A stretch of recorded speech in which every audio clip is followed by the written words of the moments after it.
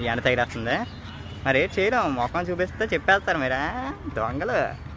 ఏంటి రైతు బజార్కి వచ్చామండి, చూద్దాం. ఫుల్ చవక పడిపోతారు, అందరు పడిపోతారు. చూడండి అందరు ఫుల్ చవక చూపిస్తానే. చూడండి చూడండి చూడండి, చవక మొత్తం చవకే. తెల్లారు వచ్చి బజార్ చేయండి రా కుర్రోలు.